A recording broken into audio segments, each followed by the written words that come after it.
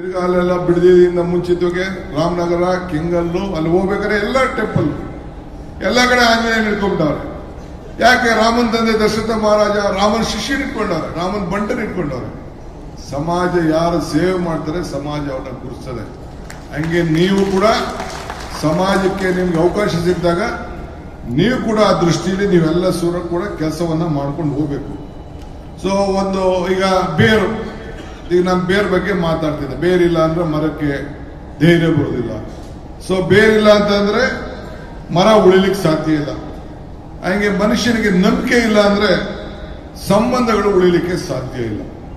ಹಂಗೆ ಇವತ್ತು ನಾನು ನಿಮ್ಮ ಈ ಸರ್ಕಾರಿ ನೌಕರ ಸಂಘದ ಅಧ್ಯಕ್ಷಗಳನ್ನ ಪದಾಧಿಕಾರಿಗಳನ್ನ ನೂತನವಾಗಿ 5.5 ಕೋಟಿ ಏನು ನಮ್ಮ ನೌಕರಿದ್ದೀರಿ, ನೀವು ಕರ್ನಾಟಕ ರಾಜ್ಯದ 7 ಕೋಟಿ ಜನರನ್ನ ಪ್ರತಿನಿಧಿಸ್ತಾ ಇದ್ದೀರಿ.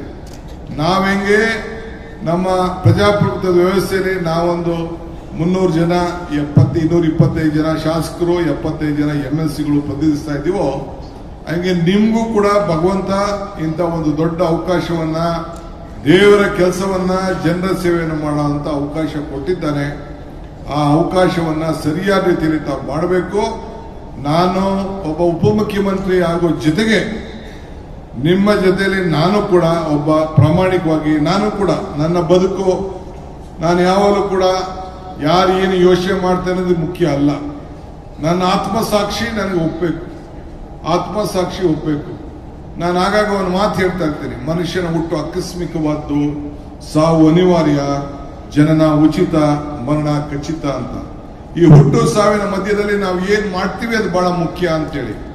ಹಂಗೆ ಇವತ್ತು ನಾವು ನಮ್ಮ ಹುಟ್ಟು ಸಾವಿನ ಬದುಕಿನಲ್ಲಿ ನಿಮಗೆ ಸಿಕ್ಕಂತ ಅವಕಾಶದಲ್ಲಿ ನೀವು ಎಷ್ಟು ಜನರಿಗೆ ನಿಮ್ಮ ಪೆನ್ನು ಪೇಪರ್ ಅನ್ನ ಬಳಸಿದ್ರಿ ಒಳ್ಳೆ ಕೆಲಸಕ್ಕೆ ಅನ್ನೋದು ಬಹಳ ಮುಖ್ಯ.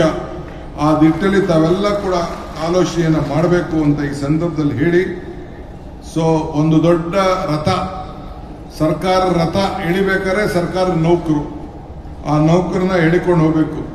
ಇಲ್ಲಾಂದ್ರೆ ನಿಮ್ಮ ಚಕ್ರ, ನಮ್ಮ ರಥದ ಚಕ್ರ ನಿಂತೋಯ್ತು ಅಂದ್ರೆ ಸರ್ಕಾರನೇ ನಿಂತು ಹೋಗ್ತದೆ ಅನ್ನೋದು ಕೂಡ ನನಗೆ ಅರಿವಿದೆ. ಬಟ್ ಇರೋದ್ರಲ್ಲಿ ನಾನು ಕಳೆದ 5 ವರ್ಷದಿಂದ ಸದ್ಯದಲ್ಲಿ ನಾನು ಗಮನಿಸ್ತಾ ಇದ್ದೇನೆ, ಸರ್ಕಾರ ಜೊತೆ ಯಾವಾಗಲೂ ಕೂಡ ಸಂಘರ್ಷವನ್ನು ಮಾಡಿಕೊಳ್ಳದೆ ನಿಮ್ಮ ಸಂಘಟನೆ ನೌಕರು ಬಹಳ ರಚನಾತ್ಮಕವಾಗಿ ತಾವೆಲ್ಲ ಕೂಡ ಕೆಲಸ ಮಾಡ್ತಾ ಇದ್ದೀರಿ. ನಮ್ಮ ಅಧ್ಯಕ್ಷರು ಕೂಡ ನಾನು ನೋಡ್ತಾ ಇದ್ದೆ, ಏನೋ ಪಟಾಕಿ ನೋಡಿದ್ರೆ ಎಲೆಕ್ಷನ್ ರೆಡಿ ಆದಂಗೆ ಕಾಣ್ತಾ ಇದೆ. ಅವರ ಆಚಾರ ವಿಚಾರ ಭಾಷಣ ಅವಾಗ ಎಲ್ಲ ನೋಡಿದ್ರೆ ಏನೋ ಎಲೆಕ್ಷನ್ ನೋಡ ಒಂದು ಗಾಳಾಕಕ್ಕೆ ಪ್ರಯತ್ನ ಪಡ್ತೀನಿ ಮುಂದಕ್ಕೆ. ತಮಾಷೆಗೆ ಹೇಳಿದೆ ಅಷ್ಟೇ. ಪಬ್ಲಿಕ್ ಆಫೀಸು ಒಂದು ಪೊಸಿಷನ್, ಬರೀ ಒಂದು ಪೊಸಿಷನ್ ಅಲ್ಲ, ಇಟ್ ಈಸ್ ಅನ್ ಆಪರ್ಚುನಿಟಿ. ಒಳ್ಳೆ ಕೆಲಸ ಮಾಡಬೇಕು ಅನ್ನೋ ದೃಷ್ಟಿಯಿಂದ ಆ ಕೆಲಸನ ತಾವೆಲ್ಲ ಮಾಡಬೇಕು. ಸೊ ನೀವೊಂದು ಸರ್ಕಾರ ನೌಕರನ್ನೇ ಶಾಶ್ವತವಾಗಿ ಜನರ ಸೇವೆ ಮಾಡೋಂಥ ಒಂದು ದೊಡ್ಡ ಅವಕಾಶ. ನೀವು ನೌಕರರು ಅನ್ಕೊಳಕ್ ಹೋಗ್ಬೇಡಿ, ನೀವೇನು ನೌಕರರಲ್ಲ. ನಿಮ್ಗೆ ಭಗವಂತ ಕೊಟ್ಟಿರುವಂತ ಜನಸೇವೆ ಮಾಡೋಂಥ ಒಂದು ಅವಕಾಶ, ಒಂದು ಹೃದಯ ಶ್ರೀಮಂತಿಕೆಯನ್ನ ಇವತ್ತು ತಾವು ಇದನ್ನ ಬಳಸ್ಕೊಳ್ಬಹುದು. ಸೊ ಸರ್ಕಾರ ನೀವೇನು ನೌಕರಲ್ಲ. ನಾನು ಒಂದಿನ ಪ್ಯಾಂಗ್ಯಾಂಗ್ ಹೋಗಿದ್ದೆ 1988ರಲ್ಲಿ ವರ್ಲ್ಡ್ ಯೂತ್ ಅಂಡ್ ಫೆಸ್ಟಿವಲ್ಗೆ ಹೋಗಿದ್ದೆ. ಅಲ್ಲಿ ಹೋದಾಗ ನಾನು ಯಾರೋ 3-4 ಜನ ಇದ್ದು, ಒಂದು ಹೆಣ್ಮಗಳು ಬಹಳ ಲಕ್ಷಣವಾಗಿದ್ಲು. ಅವಳು ಟ್ರಾಫಿಕ್ ಪೊಲೀಸ್ ಕೆಲಸ ಮಾಡ್ತಾ ಇದ್ಲು. ನಾನು ಅವಳನ್ನ ನಿಲ್ಲಿಸ್ಬಿಟ್ಟು ಒಬ್ಳೆ ಇಡೀ ಸರ್ಕಲ್ ಅಲ್ಲಿ ಬಹಳ ದೊಡ್ಡ ಸರ್ಕಲ್, ಒಬ್ಳೆ ಹೆಣ್ಮಗಳು, ಅವಳು ಫೋನ್ ಮಾಡ್ತಾ ಇದ್ಲು. ಎಲ್ಲ ಆದ್ಮೇಲೆ ನಾನು ಸೈಡ್ಗೆ ಕರೆದೆ, ಮಮ್ಮ ಇಲ್ಲಿ ಅಂತ ಬಂದು, ನಿನಗೆ ಎಷ್ಟಮ್ಮ ಸಂಬಳ ಅಂತ ಕೇಳಿದೆ.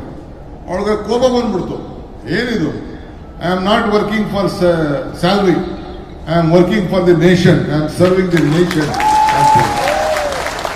ನಾನು ಆಯ್ತು ತಪ್ಪಾಯ್ತು ಕಣವ ಅಂತ ಅಂದ್ಬಿಟ್ಟು ಅವ್ರ ಕೈ ಮುಟ್ಬಿಟ್ಟು ಬಂದೆ. ಹಂಗೆ ನೀವು ಈ ದೇಶಕ್ಕೆ, ಈ ಸಮಾಜಕ್ಕೆ ಸೇವೆ ಮಾಡ್ತಾ ಇದ್ದೀನಿ ಅನ್ನೋ ಒಂದು ಮನೋಭಾವ ನಿಮ್ಮ ಕುಟುಂಬಕ್ಕೆ ಮಾತ್ರ ಅಲ್ಲ.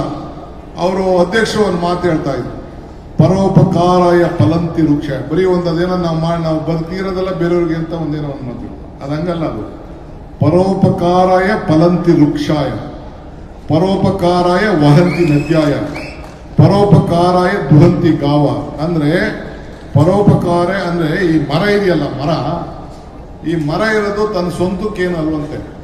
ಸೌದೆ ಕೊಡಕ್ಕೆ, ಹಣ್ಣು ಕೊಡಕ್ಕೆ, ನೆರಳು ಕೊಡಕ್ಕೆ ಇದು ಉಪಯೋಗಕ್ಕಂತೆ ಈ ವೃಕ್ಷ. ಹಂಗೆ ಈ ಹಸು ಇದೆಯಲ್ಲ ಅದು ಸ್ವಂತಕ್ಕೇನು ಇಲ್ವಂತೆ. ಹಾಲು ಕೊಡಕ್ಕೆ, ಸಗಣಿ ಕೊಡಕ್ಕೆ, ಗಂಜಲ ಕೊಡಕ್ಕೆ, ಹೊಲ ಉಳ್ಳಕ್ಕೆ ಆ ಹಸು ಇದೆಯಂತೆ. ಹಸು ಇರ್ಲಿ, ದನ ಇರ್ಲಿ. ಹಂಗೆ ಈ ನದಿ ಇದೆಯಲ್ಲ, ಈ ನದಿಗೂ ಸ್ವಂತಕ್ಕೇನು ಪ್ರಯೋಜನ ಅಂತೆ. ನೀರು ಕೊಡಕ್ಕೆ, ಜನರಿಗೆ ನೀರು ಕೊಡಕ್ಕೆ, ಕುಡಿಯೋ ನೀರು ಕೊಡಕ್ಕೆ, ಹಕ್ಕಿಗಳ ನೀರು ಕೊಡಕ್ಕೆ, ಭೂಮಿ ತನು ಮಾಡಕ್ಕೆ ಆ ನದಿ ಹರಿತಾ ಇರ್ತದೆ. ಹಂಗೆ ಇದು ಈ ದೇಹ ಇದೆಯಲ್ಲ, ಪರೋಪಕಾರಾಯ ಫಲಂತಿ ವೃಕ್ಷಾಯ, ಪರೋಪಕಾರಾಯ ವಹಂತಿ ನದ್ಯಾಯ, ಪರೋಪಕಾರೇ ದುಹಂತಿಗಾವ, ಪರೋಪಕಾರೇ ಇದಂ ಶರೀರಂ ಅಂತ. ಈ ಶರೀರ ಇರೋದೇ ದೇವಗೋಸ್ಕರ ಅಂತ. ಬೇರೆಲ್ಲ ಈಗ ನಮ್ಗೆ ಈಗ ನೀವು ಸಂಬಳ ತಗೋತಾ ಇದ್ದೀರಪ್ಪ, 50,000, 60,000, 70,000 ಗೊತ್ತಾಯ್ತು ನಿಮಗೆ. ನೀವು ಎಷ್ಟು ಕೂಡ ಎಷ್ಟು ತಿಂತೀರ್ರಿ? 150-200 ರೂಪಾಯಿ ಒನ್ ಡೇ ಮುಗಿದೈತಿ ನಿಮ್ಮ ಕತೆ. ಎಷ್ಟು ಖರ್ಚಾಯಿತು? ಈಗ ನಾವೆಲ್ಲ 10 kg ಅಕ್ಕಿ ಕೊಡ್ತೀವಿ. 10 kg ಅಕ್ಕಿಲೆ ಒಬ್ಬಂಗೆ 4-5 kg ಮುಗಿದೋಯ್ತು.